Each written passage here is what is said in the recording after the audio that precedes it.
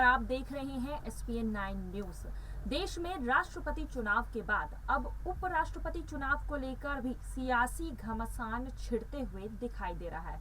आपको बता दें कि 19 जुलाई को आखिरी तारीख थी नामांकन दर्ज करने के लिए।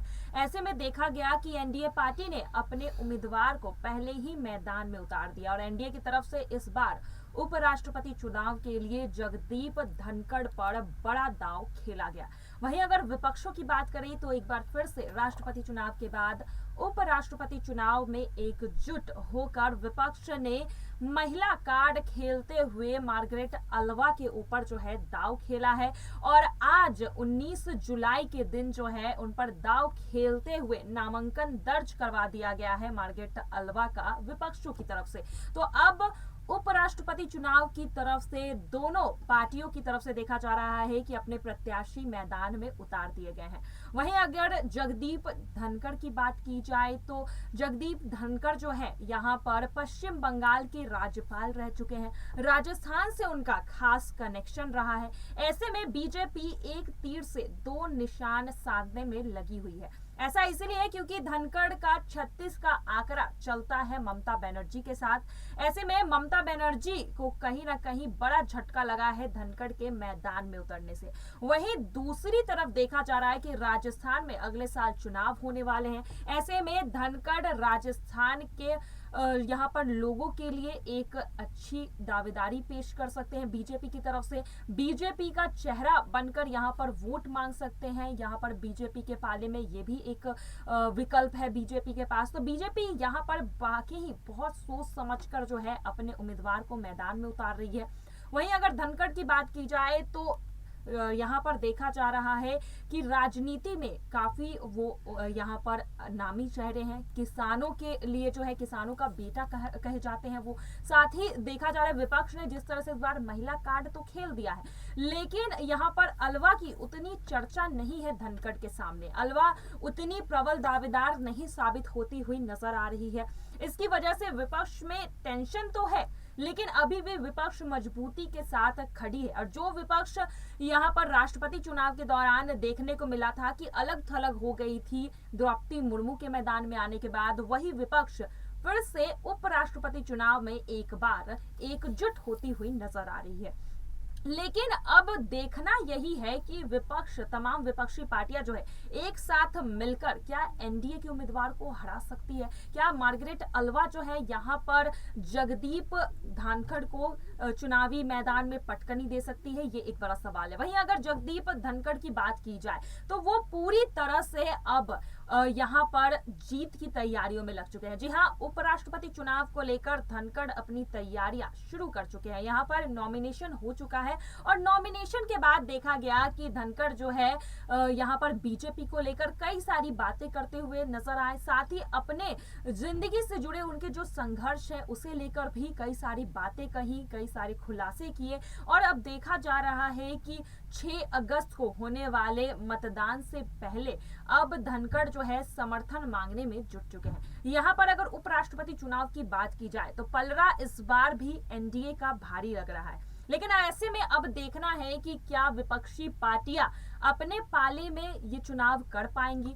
और वहीं दूसरी तरफ अगर राष्ट्रपति चुनाव की बात कर ली जाए तो विपक्षी पार्टियों की जितनी भी प्लानिंग थी वो द्रौपदी मुर्मू और एनडीए के सामने धरी की धरी रह गई।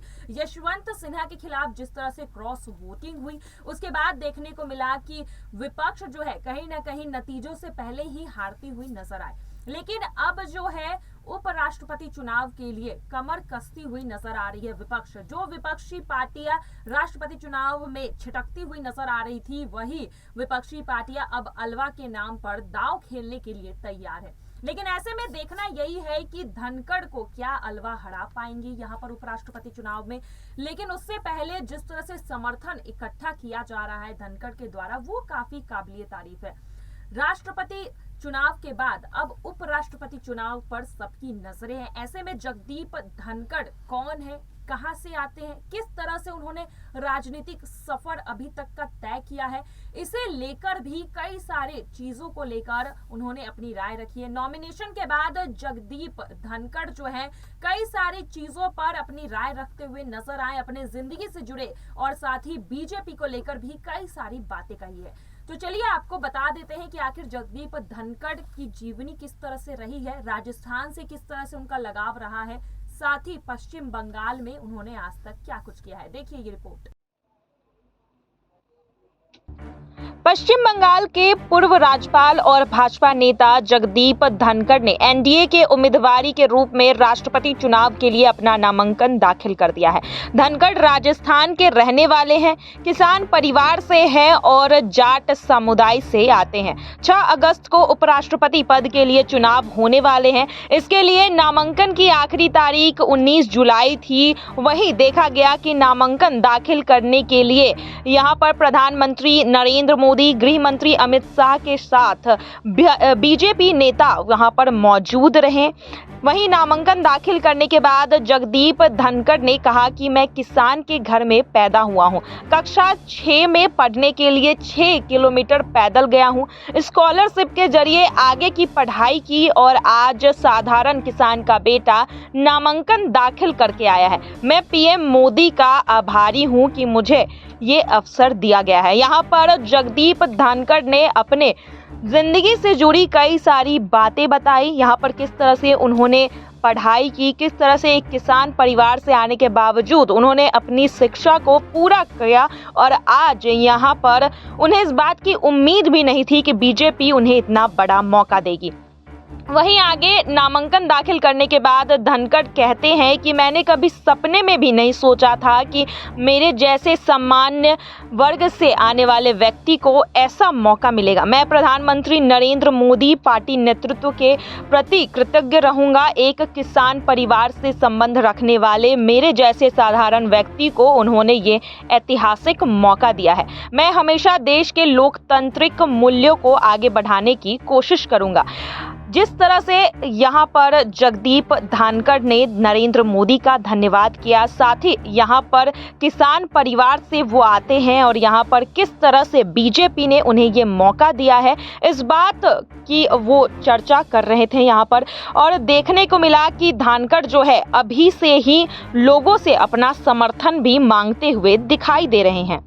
वहीं अगर बीजेपी पार्टी की बात करें तो धनखड़ के ऊपर दांव खेलकर बीजेपी पार्टी ने राजस्थान चुनाव के लिए भी कहीं न कहीं अपना रास्ता साफ कर लिया। दरअसल धनखड़ राजस्थान के जाट समुदाय से आते हैं। किसान परिवार में जन्म धनखड़ को उम्मीदवार बनाकर भाजपा ने बड़ा दांव खेलते हुए राजस्थान के लिए भी अपना रास्ता क्लियर कर लिया है। राजस्थान के अलावा जाट समुदाय की संख्या पश्चिम उत्तर प्रदेश, हरियाणा, पंजाब, दिल्ली में काफी अधिक है। इसके अलावा पश्चिम बंगाल में धनखड़ की पकड़ काफी मजबूत मानी जाती है और ऐसे में बीजेपी अब पश्चिम बंगाल और राजस्थान पर अपनी नजरें जो हैं वो गड़ा कर रख रही है और आने वाले विधानसभा चुनाव में भी धनखड़ के जरिए इसका रास्ता क्लियर किया जा रहा है बीजेपी की तरफ से। वहीं अगर विपक्षों की बात करें तो विपक्ष ने मार्गरेट अल्वा को उपराष्ट्रपति पद का उम्मीदवार बनाया है।